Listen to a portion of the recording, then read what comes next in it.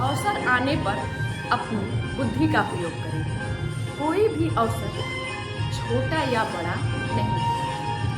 नमस्कार साथियों, नमस्कार प्यारे बच्चों, मैं हूँ किरण सिंह। चलो आज कुछ नया सीखते हैं। एक महात्मा होते हैं, एक वृक्ष के नीचे ध्यान लगा के बैठे होते हैं। तभी ऊपर से उस वृक्ष के ऊपर से उनके ऊपर एक घूंट पानी गिरता है।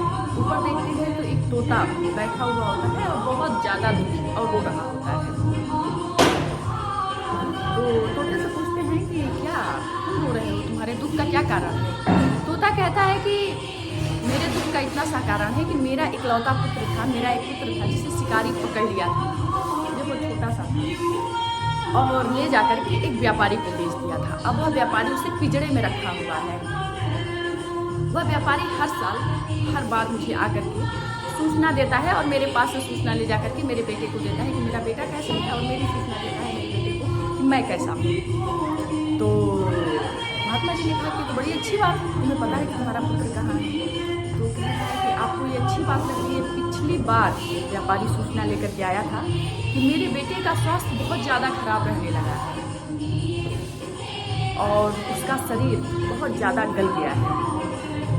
महात्मा जी कहते हैं कि इसीलिए रो रहा हूँ कि पता नहीं क्या हुआ होगा मेरे पुत्र को, और अब इस बार व्यापारी पता नहीं कौन सी सूचना लेकर के आएगा।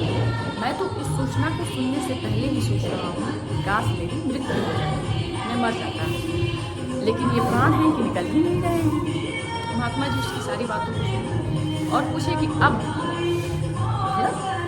कब आने वाला है व्यापारी आपके पुत्र की सूचना को लेकर के। तो कहा कि आज ही आने वाला है, इसलिए मुझे बहुत ज़्यादा दुख हो रहा है कि पता नहीं क्या हुआ होगा मेरे बेटे के साथ। तो कहते हैं कि जैसे ही व्यापारी आपके बेटे की सूचना सुना लेता है, वैसे ही जैसे ही वो सूचना बता लेंगे आप मूर्छित होकर के गिर जाइएगा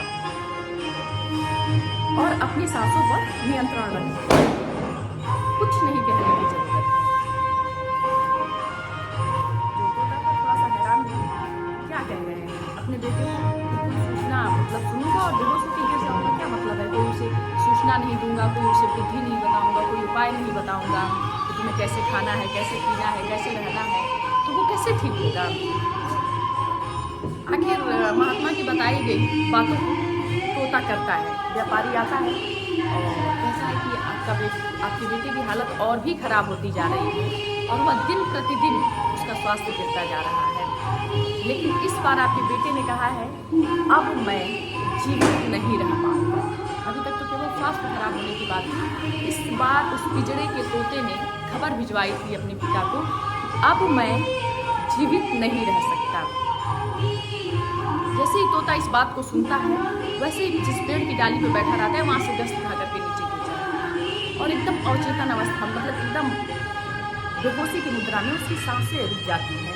व्यापारी उसके नज़दीक जाता है, देखता है उसकी सांसें भी नहीं चल रही हैं। व्यापारी थोड़ी देर के लिए डर जाता है और वहाँ से एकदम निराश मुद्रा में वापस आ जाता है। जैसे ही घर आता है, वो पिंजड़े वाला तोता पूछता है कि मेरे पिताजी ने क्या संदेश दिया? तो व्यापारी नहीं बताता है, कहता है कुछ नहीं दिया, जाने लगता है, अपने कार्य में लग जाता है। फिर जैसे ही उसके पास पिंजड़े के पास से गुजरता है, फिर तोता पूछता है बता तो दीजिए कि मेरे पिताजी ने मेरे लिए क्या संदेश भेजा था, मतलब उन्होंने क्या कहा था मेरे लिए? तो व्यापारी कहता है कि आपके पिताजी को जैसे ही ये सूचना मिली कि आप अब ज़्यादा दिनों तक जीवित नहीं रह सकते, आप जीवित नहीं रह सकते, वैसे ही वह वृक्ष की डाली से नीचे गिर गए और उनकी सांसें रुक गई थी। जैसे ही इस बात को वो पिंजड़े वाला तोता सुनता है, वैसे ही वो भी चक्कर खा करके बेहोश होकर के उस पिंजड़े में गिर जाता है। जैसे ही इस घटना को व्यापारी देखता है, जल्दी से जाकर के पिंजड़े को खोलता है और हाथ पे तोते की भी सांसें नहीं चल रही है, वैसे ही इसको एक जगह रखता है और रख करके सोचता है कि चाहे पानी ला इसको थोड़ा सा छिटाव का पानी। जैसे ही वो उसको लगता है तोते को, तोता उड़ जाता है, उड़ करके जाकर छज्जे होते हैं उस पर बैठ जाता है। व्यापारी पूछता है कि तुम ठीक हो? मतलब बेहोश हो जाते हैं, स्वास्थ्य ठीक है तुम्हारा? कहता है कि हाँ मैं ठीक हूँ, लेकिन अब दोबारा इस पिंजड़े में भी नहीं आऊँगा। ये मेरे पिताजी का संदेश था मुझे इस उजड़े से मुक्त कराने का, इस कैद से मुक्त कराने का। और वो उठ करके जंगल में अपने पिताजी के पास पहुंच जाता है।